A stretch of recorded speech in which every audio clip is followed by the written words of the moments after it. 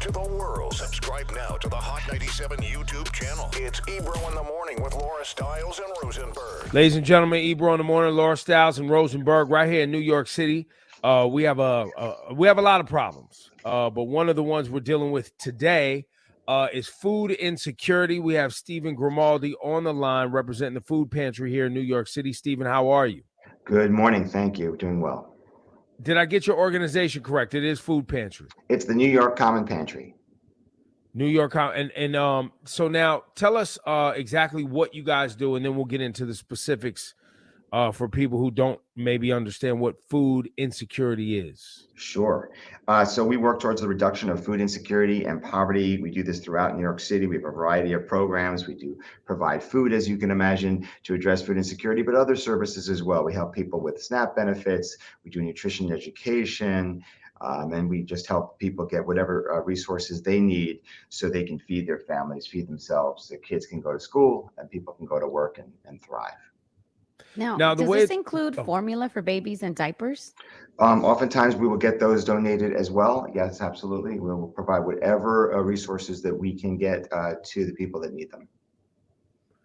The way it was framed for me, Stephen, was food insecurity, since we're not talking about like people who don't necessarily have food, but it's you're on a path to not having food. And so this helps people to provide them with some security and some planning so that we don't get on the road to actually people who are desperate, correct? Well, food insecurity is kind of a blanket term, and so of some folks who may miss meals throughout the year periodically, and others who miss it on a regular basis. So it can be acute. It can be something that happens, on a once a month basis, whatever the case may be. What we find is that many folks run out of food towards the end of the month, or perhaps it's just because they are paying one bill at the expense of the other. And so a lot of people, especially in New York City, with the cost of living so high, and rent is so high, utilities, et cetera, especially now with inflation, people are just struggling to make ends meet. So food insecurity is on the rise because of those factors. If there's somebody listening to this conversation and how do they know if this is something they need? I mean, obviously they know they're running out of food, but I guess maybe how do they know if it's something they can qualify for? Sure. So there are some strict eligibility requirements for our senior program, what we call Nourish. But for our food pantry program, you would come in to our facilities, and we would ask you to bring, your proof of where you live, and then we'd ask you a series of questions. Most people who come to us are eligible. It's really not an issue because the cost of living is so high, and we use the supplemental model as far as figuring out what people make. And again, the cost of living is so high. So come on into our locations in the Bronx, come into our locations in Manhattan, and we can help you. Now, if people want to go find out where you guys are, how do they do that? Go to our website, nycommonpantry.org. You can find our locations. You can learn about the organizations, the different services that we provide. People can also come to our website to volunteer. We always need volunteers to donate product and or resources. So it's really a one-stop shop, nycommonpantry.org. And then the next question I have for you is, what areas of the TriState of New York City specifically are the most hit with food insecurity? Because when you look at where we live, you can really see it by zip code. Oh goodness, yeah, it's really widespread. But of course, the Bronx, 25% of the individuals that live in the Bronx are considered food insecure. That's almost double the statewide average.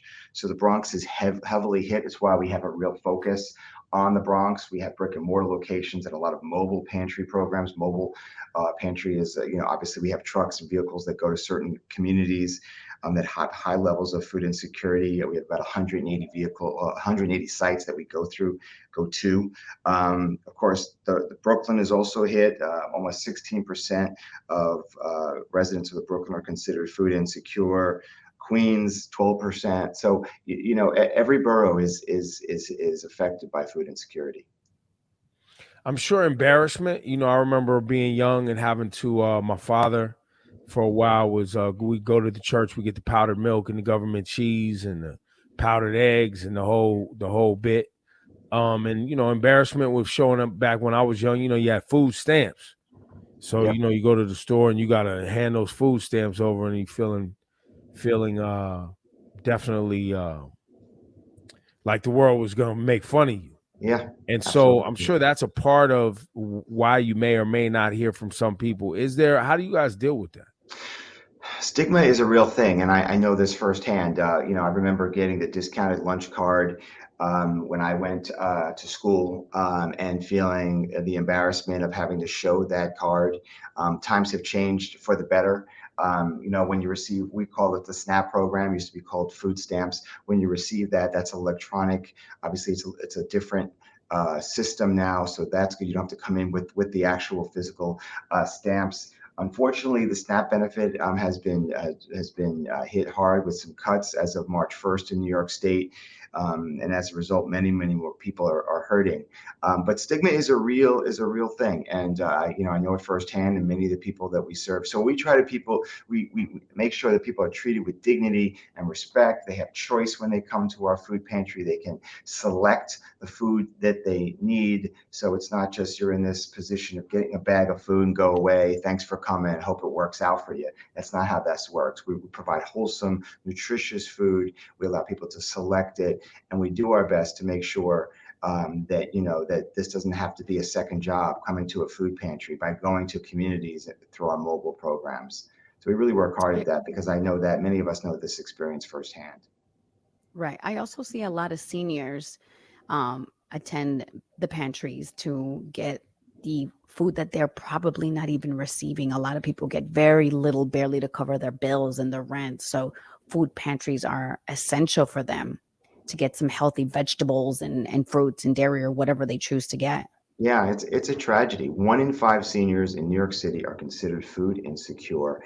Folks who have worked their whole lives and now just can't make ends meet. It is an absolute tragedy. Whenever food insecurity in and of itself is a tragedy. But when you get to a point where in our city, in our nation, where our seniors can't be provided for, you know, we do help them with the SNAP benefit. We do help them with our Nourish program, providing a very nutritious package in partnership with the USDA. As I mentioned, we have 100 some odd sites that we partner with. But it is an issue, and it's really heart-wrenching to hear the stories of seniors who are just run out of food at the end of the month. So we really help. We work hard with seniors. In addition to our Nourish program, we enroll them in our regular pantry too. So we do our best to make sure that they get the nutrition they need. Well, his name is Stephen Grimaldi. And Stephen, what can we do? I mean, obviously having this conversation, but donations, what can people do if they have a little extra to share? First of all, thank all of you for just the visibility of this issue. We have to keep talking about it again because of SNAP cuts. This is really affecting the people that we serve. We're seeing huge increases. I think we had a 30% increase last month in registration for our pantry. We're up over 18% over last year at this time.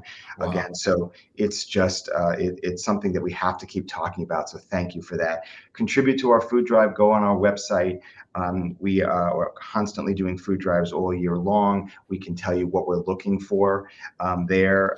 Again, nycommonpantry.org. You can volunteer through the website as well. We always need volunteers at our East Harlem pantry, at our Bronx locations. And of course, if you have the means, financial contributions make a huge difference to the New York Common Pantry. So much of what we do comes from individuals, small family foundations, and it's a really important time for those sort of contributions. So thank you in advance.